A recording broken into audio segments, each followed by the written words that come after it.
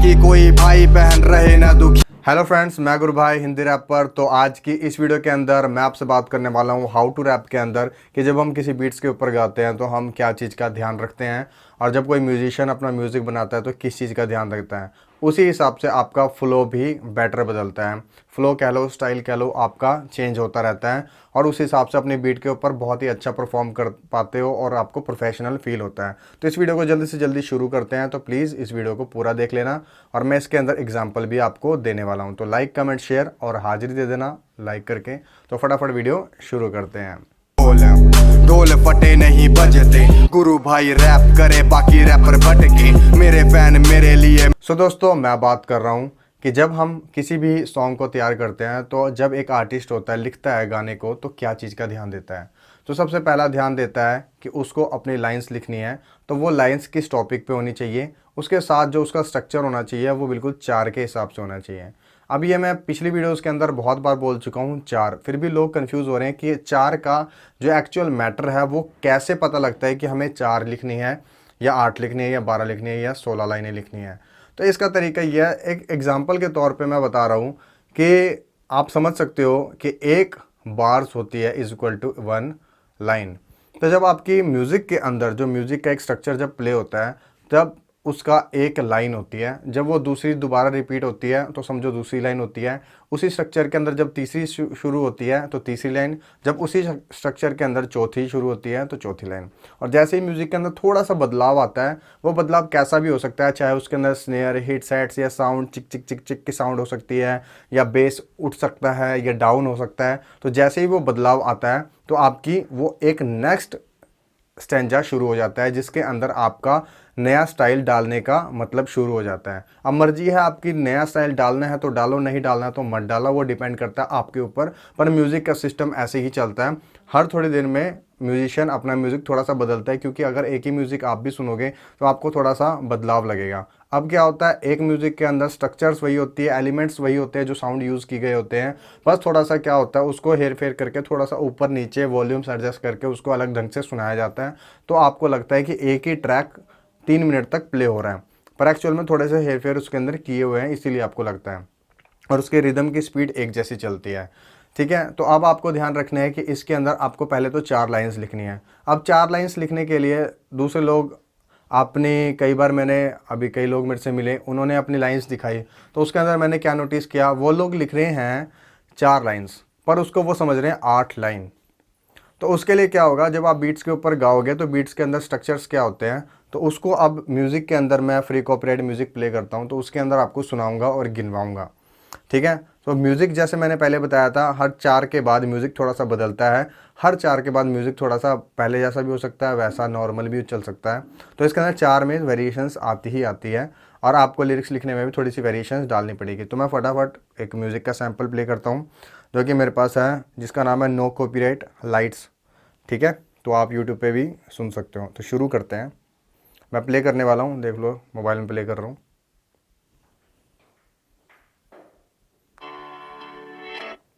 अब इसको सुनना, जैसे ही ढूम कोड्स की आवाज़ आएगी, अब मैं उंगलियों के थ्रू आपको बताऊंगा।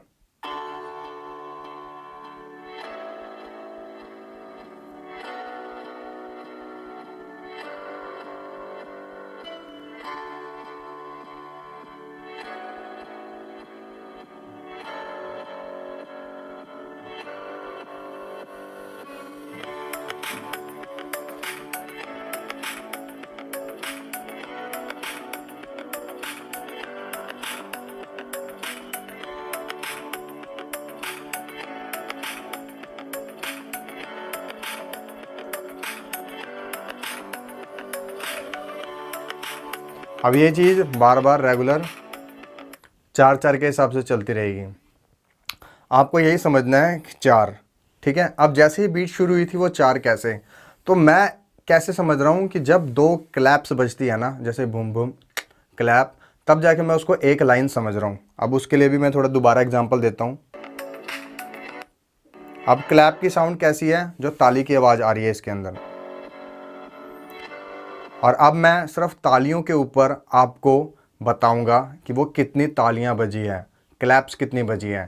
तो तो मेरे अकॉर्डिंग अगर वो 4 बन रही थी पहले, तो इस बार वो 8 क्लैप्स होनी चाहिए।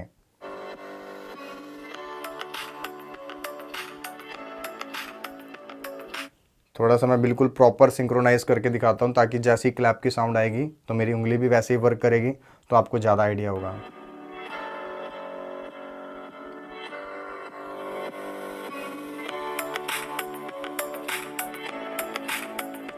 चार, 5, 6, 7, 8, 1, 2, 3, 4, 5, 6, 7, 8, 1, 2, 3, 4, 5, 6, 7, 8, 1, 2, 3, 4, 5, 6, 8। शांत हो गया म्यूज़िक। तो अब क्या सीन आपको समझ आया कि ये 9 पे भी नहीं जा रहा है ना 7 पे जा रहा है। जैसे ही मैंने पहले ही बताया था कि ये अगर मैं 4 लाइंस उसको गिन रहा हूँ तो उसके अंदर ये 8 बार ये क्लैप्स प्ले कर रहा है। तो मैंने 8-8 के हिसाब से आपको डिवाइड करके सारा दिखाया कि ये कैसे प्ले हो रहा है। तो ये स्ट्रक्चर आपको समझना पड़ेगा कि जैसे ही मैंने, आप समझ लीजिए कि जब भी मैं 4 लाइंस को 4 बार उंगली कर रहा हूँ, तो आप खुद ही एक बार गा के देख लो, इसी वीडियो के थ्रू ही आपको आइडिया हो जाएगा कि मैं कैसे गा रहा हूँ। और जो स्ट्रक्चर मैंने बताया वो हमेशा हर एक के अंदर यूज़ होता है। अगर आपको समझ नहीं आ रहा फिर भी, तो मैंने बीट्स और बार्स के बारे में एक वीडियो पहले बनाई हुई है, तो मैं लिंक डिस्क्रिप्शन के अंदर डाल दूंगा, आप उसको समझ जाना कि कैसे होता है। ठीक है, अब मैं एग्जाम्पल के तौर पर थोड़ा सा गा के दिखाता हूँ।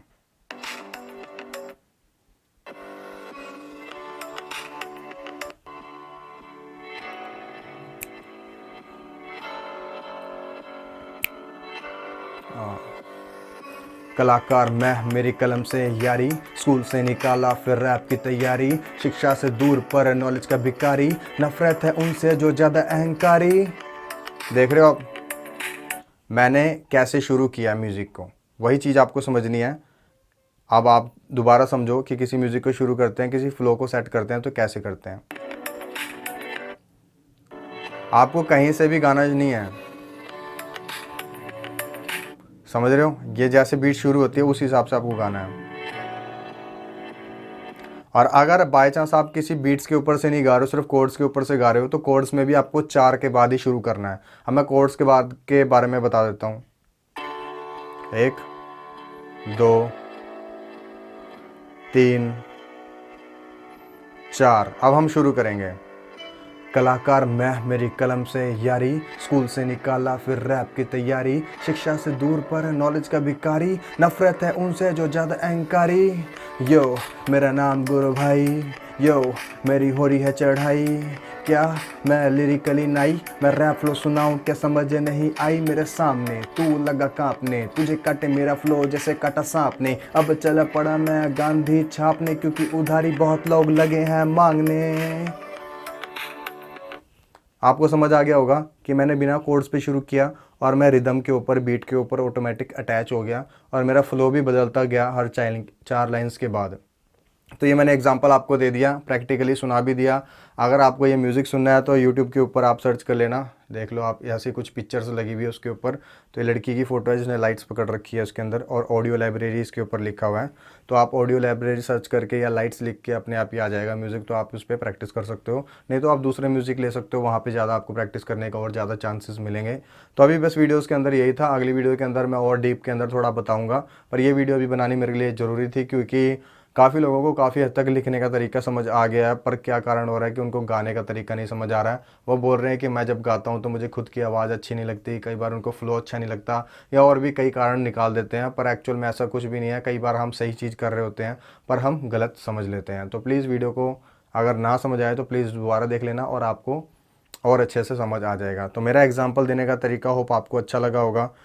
तो मेरी कोशिश थी, बाकी आपके दिमाग के ऊपर अगर आपको समझ आता है तो बहुत अच्छा है, नहीं समझ आता तो प्लीज़ पूरी वीडियो, कोई दूसरी वीडियो भी देख लेना, कुछ ना कुछ आपको फ़ायदा ज़रूर मिलेगा मेरी वीडियो से। तो अभी के लिए बस इतना ही। Have a nice day. Like, comment, share और सब्सक्राइब करना बिल्कुल मत भूलना। जय हिंद। तभी जीते जी चाहिए मुझे हर वो खुशी जो फील किया जाए वक्त दुखी से दुखी। मुझे खोलना हॉस्पिटल एक बड़ा आश्रम ताकि कोई भाई बहन रहे ना दुखी। ध्यान से सुनो जो मारते हैं फड़ियां, वक्त बर्बाद करे बिना देखे घड़ियां। बातें करो असलियत ना